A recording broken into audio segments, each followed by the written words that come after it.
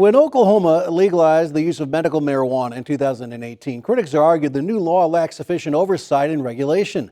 Lawmakers addressed those concerns in the last session, and now the state's attorney general has gotten involved as well. Joel Filomeno joins us now with more on that story. Joel. Rich, in 2021, the number of marijuana growers in Oklahoma peaked, but still produced 64 times more cannabis than the legal requirement. Attorney General Gentner Drummond assembled a team to tackle illegal growers in the state. She still has about 21 more days left to go. Ray Tinsley and Gas Farm Oklahoma City started their medical marijuana company in 2019. There are so many positive stories out there where people have been able to come off of opioids and find an alternative solution that's healthier for them. And that's where medical marijuana is supportive. Tinsley says that the Oklahoma medical marijuana market has gone through changes since the industry peaked 2 years ago. They have placed in certain aspects of residency requirements now, which are helpful. They're putting in more compliance guidelines now, which are more helpful to catch those bad actors. Attorney General Gentner Drummond says that State Question 788 split Oklahomans' view on the medical marijuana industry. I think those two sentiments, the majority of Oklahomans said, we don't need to criminalize these people. If they want to smoke pot, go get the license and smoke all you want.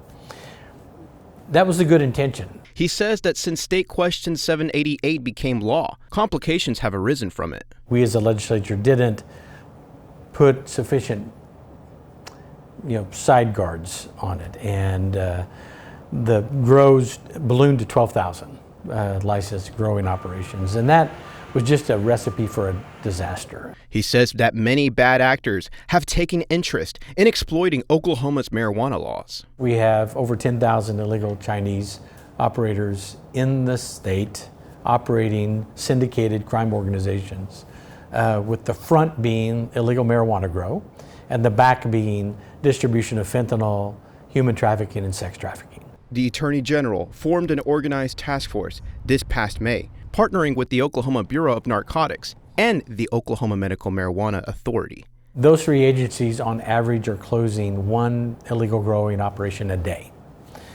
So mathematically, we still have a long way to go, but we are truly bringing the full force of law to these illegal grows. The task force received full enforcement authority over medical marijuana laws after the signing of House Bill 2095. OBN is requiring compliance with all codes before they approve the license.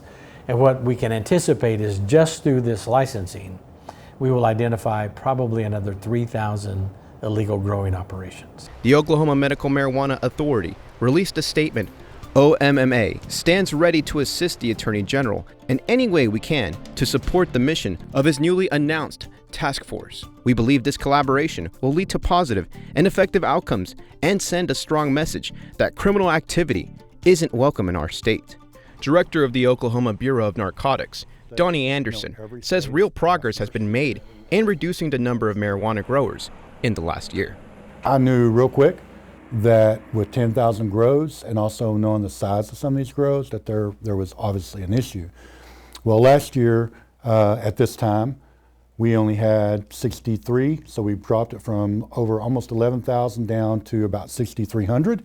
Anderson says that the illegal marijuana growth industry taxed his agency the last 3 years. My agency was actually doing a search warrant at one of these grows whenever it caught on fire, and our agents had to cut their way out of it in risk of losing their lives. And so my question was, how's this happening?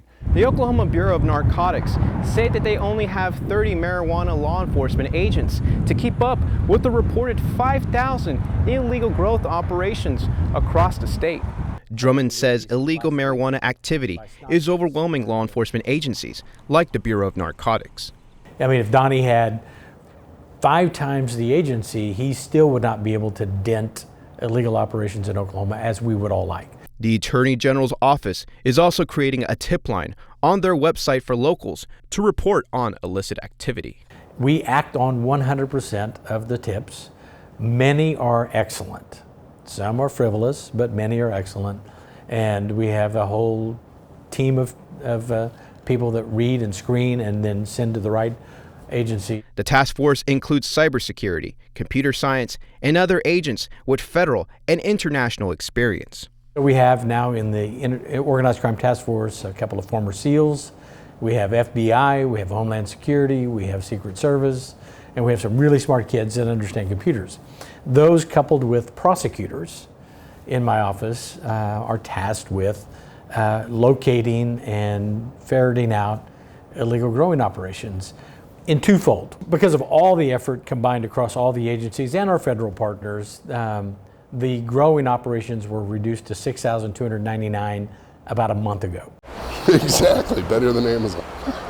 One way that law enforcement agencies can detect illegal activity is through a seed-to-sale tracking system. We help OMA train their inspectors with Metric, the seed-to-sale software system, which we've supported with OMA from the very beginning. Ray Tinsley says he hopes that legal growers like Gas Farm OKC are in future proposals to counter criminal activity. Hear feedback from the actual people that are doing it right, that have done it right from the very beginning, are the ones that they need to be listening to instead of just trying to squeeze out bad actors. This past June, the Oklahoma Medical Marijuana Authority raised fees for marijuana growers from $500 to $2,500. They reported 161 licensed dispensaries went over the legal sell limit. Rich.